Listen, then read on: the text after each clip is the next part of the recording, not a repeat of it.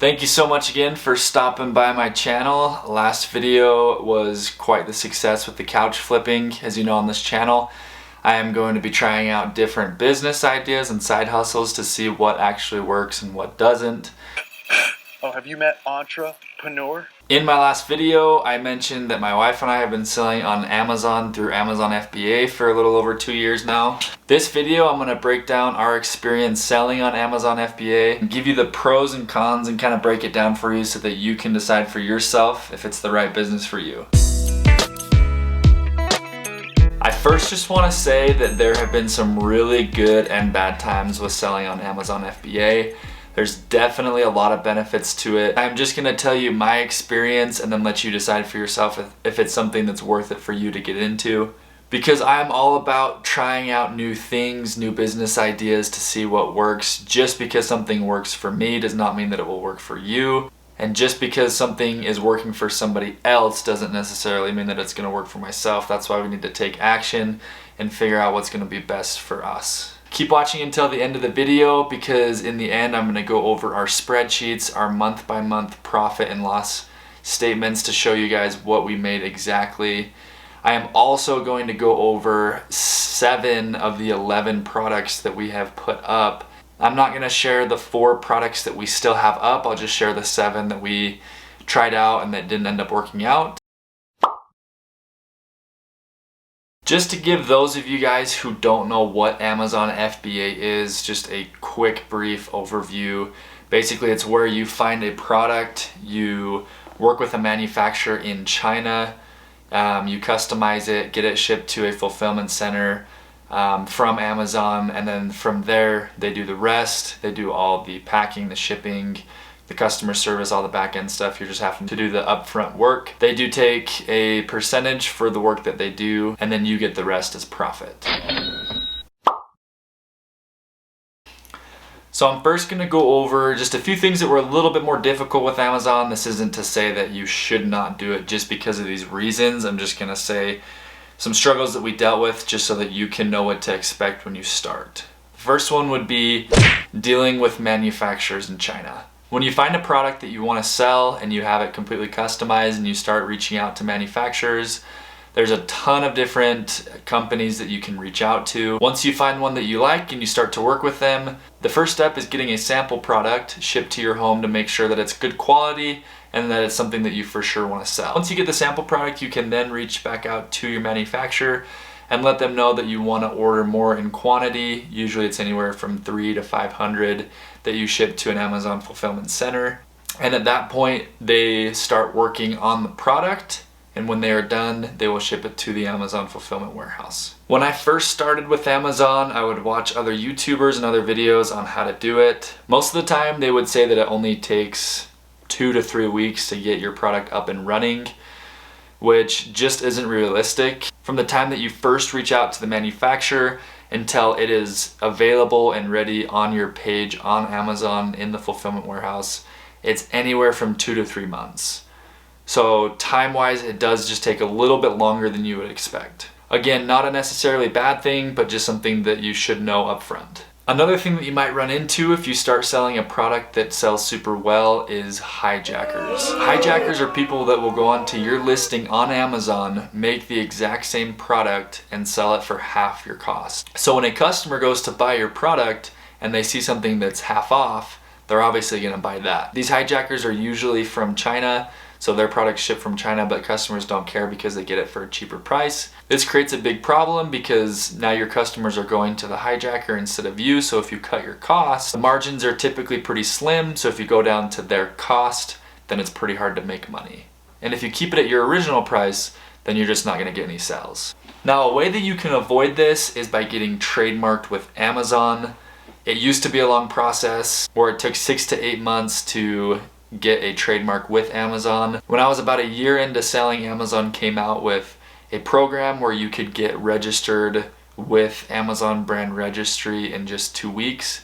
I was super pumped about it because I had a really good product that was selling super well, but we had hijackers on it and we wanted to get rid of them super quick. So we applied to get a trademark and we're expecting to get things done super quick.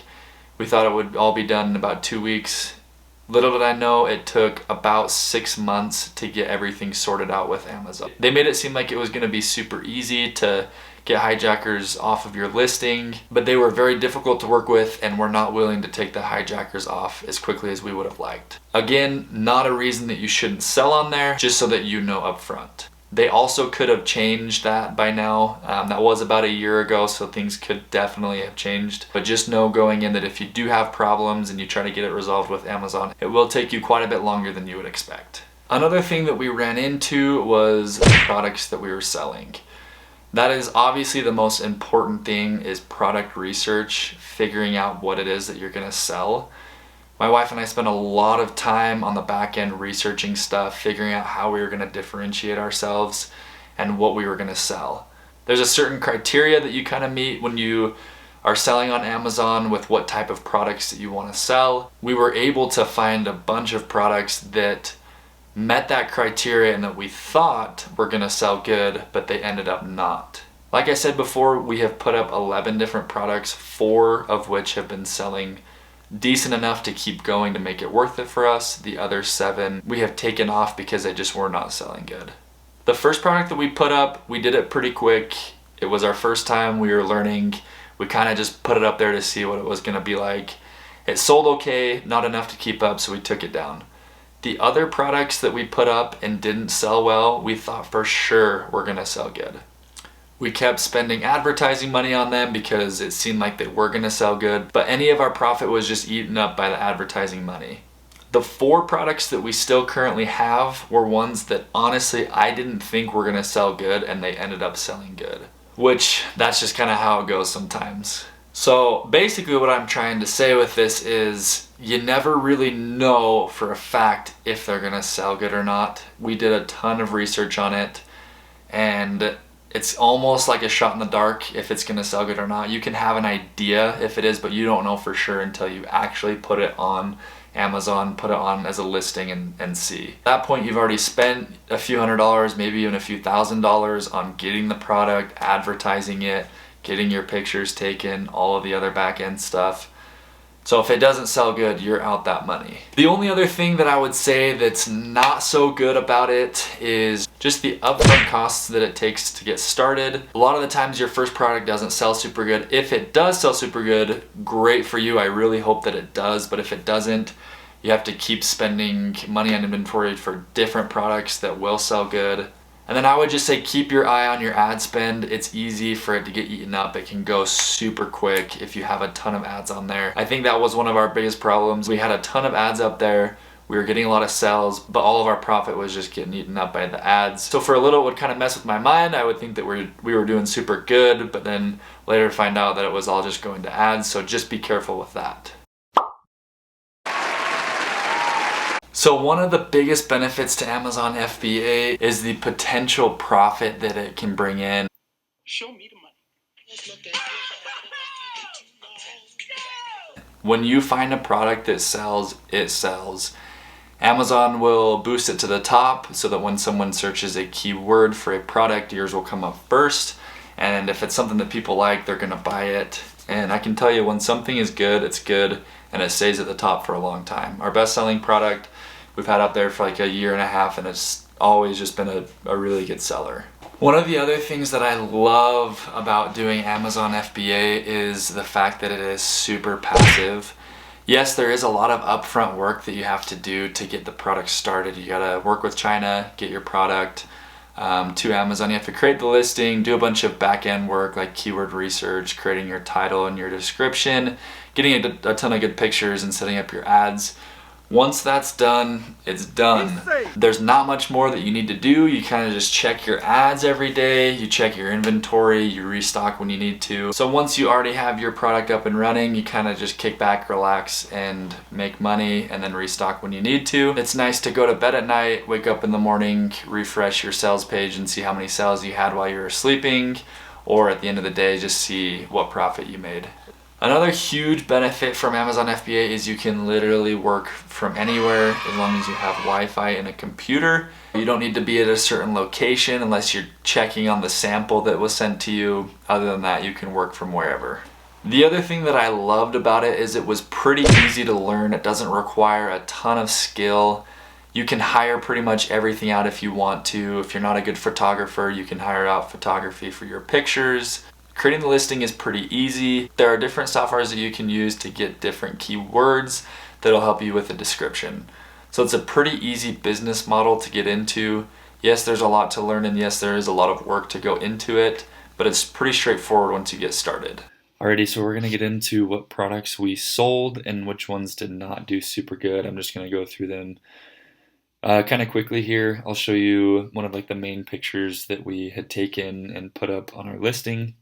The very first product that we sold were wedding table numbers. Again, like I said on this one, it was kind of quick. We put the product up just to kind of learn the process. So that little paper there that says head table was the first product that we ever sold on Amazon. It actually sold decently okay, but I was learning how to do ads at the time, and so we just spent way too much on ads for them and never really made a huge profit off of them. The second product that we put up were these scarf scrunchies. They actually sold decently well. Again, the problem that we were having was with all the profit that we were making was going straight to ads, so we never ended up restocking this one. This one was a baby milestone blanket. It just didn't sell that good at all. I think the competition was pretty high, so it was just hard for our page to get to the top. This one was kind of a funny one. It was based off of the show The Office. That's what she said quote for a throw pillow. Again, it sold decently okay, but we didn't really make a profit off of it because of the ads, so we did not restock this one. This one we did a ton of product research on before we found this product, and it had the best numbers on it that I have ever seen, and we were certain that it was going to sell super good because ours was different. It was super good quality. We gave a bonus item, multiple things, and it did not sell at all. We sold maybe 5 units, had it up there for a few months, and eventually just shipped it back to our house, and I ended up just throwing them away because I couldn't sell them to anyone else. This one was just a simple macrame that you can hang some pictures on. We thought it was super cute, but it just didn't really make its way to the top. And finally, last but not least, were these keychain holders. It was a keychain for your wrist with a pom-pom attachment. Again, we thought it was going to sell super good because the numbers looked right, and it just didn't sell good at all. Alrighty, so let's get into the numbers. I kept track of our numbers on just Google Sheets here from September of 2019 all the way until October of 2020. Just keep in mind that this number is just kind of a rough profit. It actually doesn't include some of the product costs and some of the products that failed. This is kind of just the ones that we're doing good at the moment. So if it seems like a lot, in the end, it wasn't really. We kind of broke even on everything with this business. We didn't really lose anything, but we didn't really make anything. But just here's an idea of what we were looking at each month. So this is for September, $2,303. October was doing super good. Our main products were selling super well. Same with November 2019. Same with December, $2,796. We kept going. It was going super well. And then February hit. That's when hijackers started to get on our listing that was selling super good. And so our profit just went down immediately. And then that's just kind of where it stuck after that. As you can see, it just kind of went downhill from there. And then August is when it really started to go downhill. It was pretty much just loss after loss after that. So again, as you can see, we had some good months, also some bad months. In the end, didn't lose anything, just learned a whole lot. Again, this is not a video to tell you to do it or not to do it. It is just our experience, what we went through. It's to tell you guys what to expect when you get started. If it sounds too risky to you and you don't want to do it, don't do it. If you've always had it in the back of your head and you want to do it, I say go for it. You could have a completely different experience than I did, because I also don't know everything about it, obviously. I mean, we did sell for 2 years, so we do have a good idea on what to do. But there is still a lot more to it than what we did. As of right now, on average, we're making about $500 profit. Honestly, I don't know if we're going to continue with it or not. I don't spend a whole lot of time on it at all. I just check ad spend every day for about 5 to 10 minutes, and that's pretty much it. We gave it a good shot and we had a super good run with it. We might restock the products that are selling good. I don't know if we're gonna wanna put up more listings. I don't know, comment what you think down below. But one thing I can say is I am so glad that we did it. We jumped into it, we took action, we learned a ton, we failed, we succeeded.